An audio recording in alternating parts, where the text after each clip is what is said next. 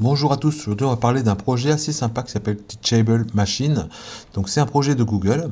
Alors l'intérêt de ce projet-là, c'est que nous on va pouvoir s'en servir offline. C'est-à-dire au départ, vous allez en ligne paramétrer une caméra qui va nous permettre d'identifier des objets et à partir hors ligne, après le faire fonctionner de manière complètement autonome. Alors ici, ma caméra, comme je suis en Alsace, j'ai décidé de sélectionner des bretzels. Donc les bretzels entiers d'un côté, les bretzels qui sont cassés de l'autre côté, parce qu'il y en a marre de manger des bretzels qui sont cassés. Donc on voudrait manger des bretzels entiers. Alors pour faire ça, c'est simple, j'ai mis une caméra, j'ai mis un programme sur mon ordinateur, et on va faire une liaison série avec une carte Raspberry Pi Pico qui, elle, va être en micro-Python du coup, qui va piloter un servomoteur qui va donc faire le tri.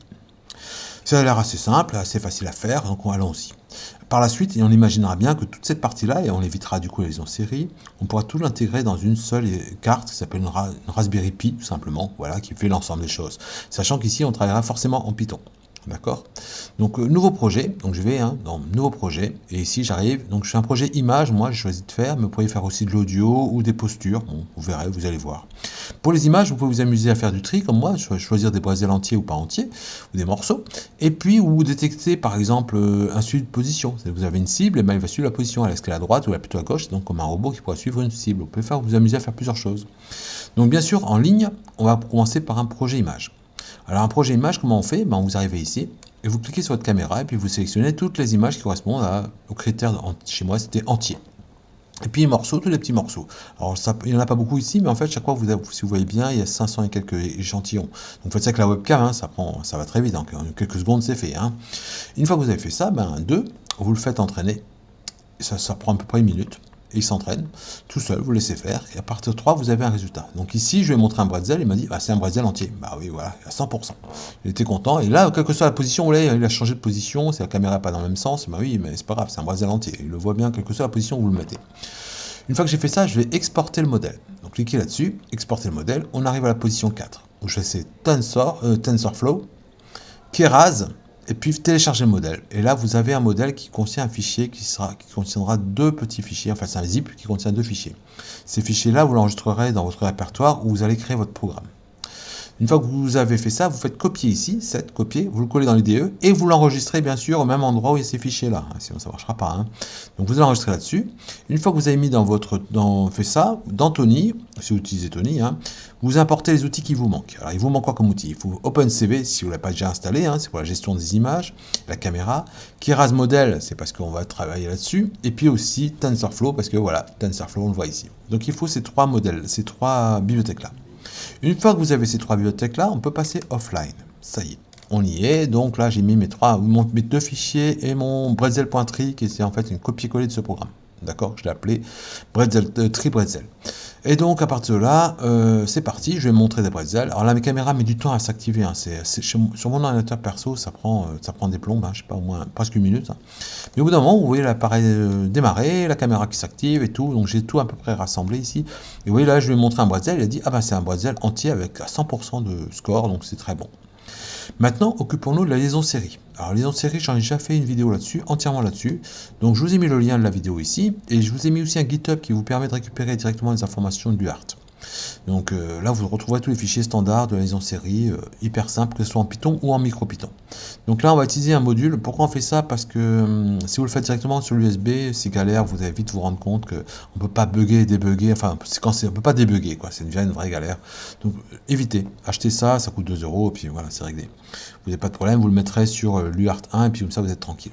Donc je serais largement recommandé. Donc quand vous allez brancher ce truc-là, gestion des ordinateurs, gestion des périphériques, et puis vous allez chercher, toc toc toc, vous descendez, port-com, et là, Silicon Lab CP210 sur le port 6. Donc du coup, dans mon programme ici, j'ai mis port 6. J'ai coupé ce programme, je l'ai rajouté, j'ai testé ce programme-là. Normalement, ça vous affiche Hello, ça envoie Hello. Donc là, il vous affiche que ça a ouvert le port, qui donne les paramètres. J'ai un petit B ici qui est important. Le B, ça veut dire byte. D'accord? Ça veut dire que c'est encodé. D'accord? Donc ça a encodé un texte. Bon, le texte, nous, il est hello ici. Donc c'est pas une variable, pas de l'encoder. Mais ce qui veut dire aussi qu'il va falloir décoder l'information quand on va réceptionner de l'autre côté. Donc c'est le côté un peu embêtant quand on travaille avec un ordinateur et une carte. C'est pareil. Donc voilà mon programme, j'initialise mon programme. L'initialisation, c'est toute cette partie-là. Vous l'avez tout fait là. Voilà. Et ensuite, à un moment dans le programme, dans les prédictions, hein, ou dans le programme qui est ici, hein, je reviens, il est là le programme, donc il faut descendre un peu dans ce programme, à la fin la prédiction, vous tombez sur les prédictions, et sur les prédictions, qu'est-ce que j'ai rajouté? Ben, je dis si le coefficient est supérieur à 90%, si le score est supérieur à 90%, c'est que c'est sûr, c'est valide, à ce moment-là tu considères que c'est un bretzel entier, sinon ben, si c'est une valeur inférieure, voilà, si c'est index 1, morceau de bretzel, et il envoie 1 dans ce cas-là. D'accord? Sinon, il n'envoie rien, il attend jusqu'à qu'il voit quelque chose qui correspond à un des deux. Ici, j'ai mis 0 et 1 parce que ça correspond au label.txt. Vous savez, le petit fichier, on en avait deux. Si je remonte, toc, toc, toc, où est-ce que c'est? Voilà, label.txt, il y avait les deux. Les deux labels qui correspondent à la position 0 et position 1, et si je remonte encore, 0, 1. Voilà, d'accord, on pourrait en avoir plusieurs, 1, 2, 3, 4, etc. Bon, voilà, c'est fait. Maintenant, vous avez le lien entre tout ça. Maintenant, liaison série, donc on a fait la liaison série, c'est fait. Maintenant, regardons côté UART réception. Donc là, cette fois-ci, on reçoit l'information sur UART 1. Trop simple, quick référence, vous allez sur micropython.org, quick référence, UART. Vous récupérez les informations. Moi, je vous l'ai donné. Ce programme-là, il est aussi dans mon cours sur la liaison série. Hein. Donc c'est du micropython, et là, on va initialiser un moteur. Toc, toc, on va initialiser un moteur qui va faire quoi? Ben, il va trier.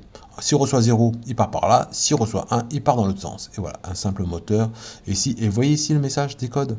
Je l'ai décodé parce que sinon ça ne marche pas. Si j'avais encodé, il faut le décoder. Voilà, là je le décode. Et une fois que je l'ai décodé, bah, je suis content. Est-ce que c'est un 0 ou est-ce que c'est un 1? C'est fini.